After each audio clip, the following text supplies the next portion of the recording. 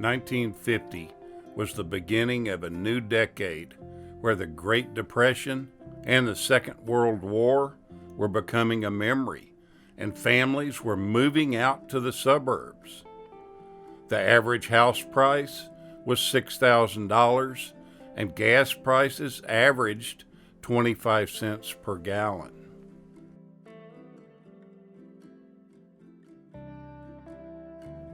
The Great Brinks Robbery, one of the largest heists in U.S. history, occurred on January 17th.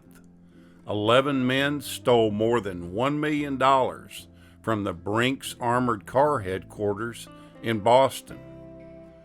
This group of men, wearing masks, used keys to walk through 5 locked doors, walked into the counting room, tied up the employees at gunpoint, filled 14 bags with money, and disappeared. The job took a year and a half to plan and about 17 minutes to carry out.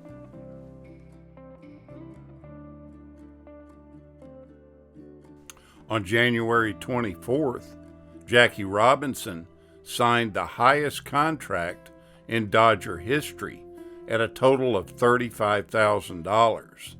This made him the highest paid man in the history of the franchise up until then. He ended up playing with the Dodgers until he retired.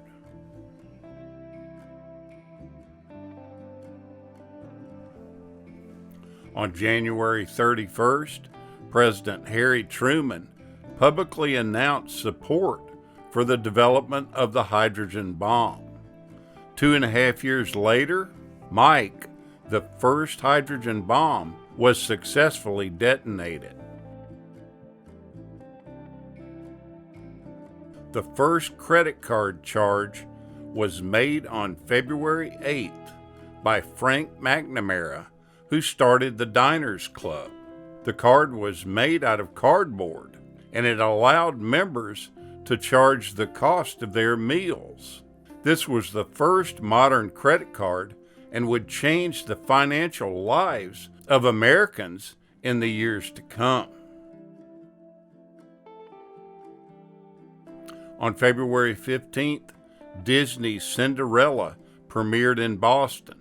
It quickly became one of the highest-grossing movies of that year. Also popular at that time was Sunset Boulevard and All About Eve. TV shows that were breaking through to this new media were Arthur Godfrey and Friends, Lux Video Theater, Your Show of Shows, and Your Hit Parade. About 14 million television sets had been sold in the U.S. during that year.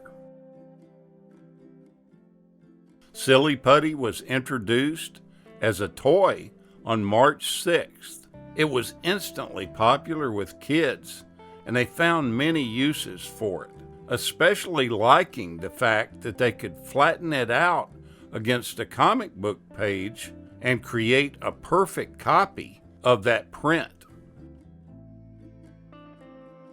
On June 17th, Dr. Richard Lawler performed the first successful kidney transplant on a woman who was dying from kidney disease.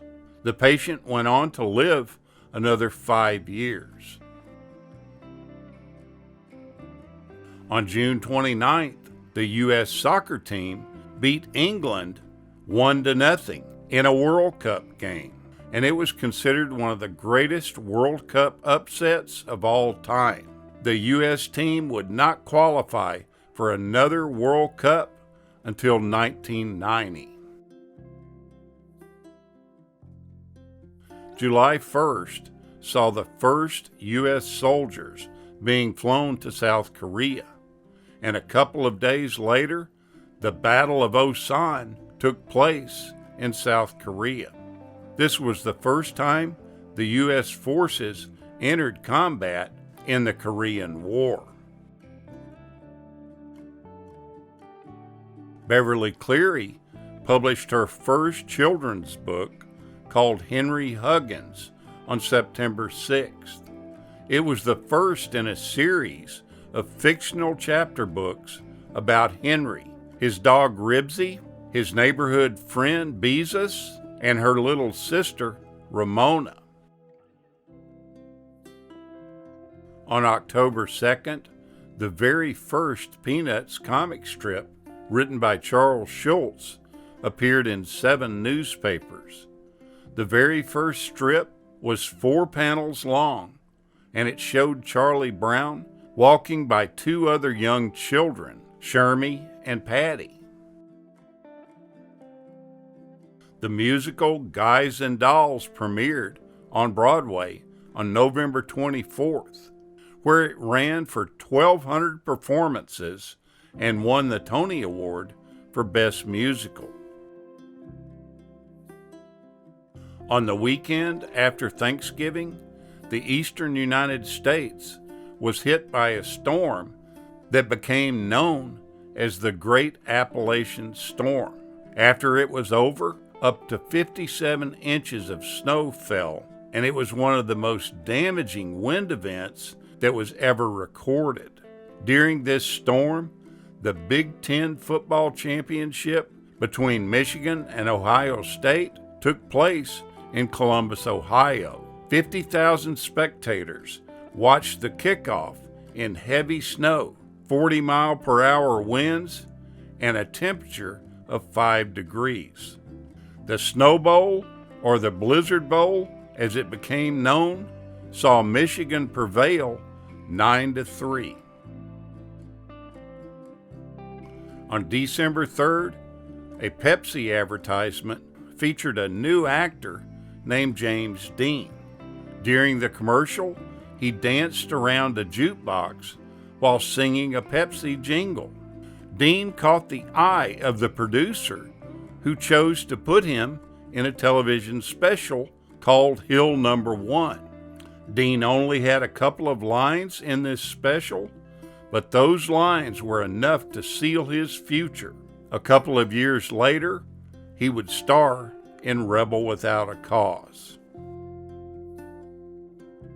This was the year that we were brought some relief from terrible cold and flu symptoms by the release of antihistamines to the market. These were a godsend for people suffering from allergic rhinitis, the common cold, and influenza. It gave people relief from sneezing or hives that were caused by pollen or dust. By 1950, at least 20 varieties were on the market, bringing relief to thousands. The biggest story of all was the rise of the middle class, and millions of Americans left the cities for the suburbs to own a home of their own. The building boom was on.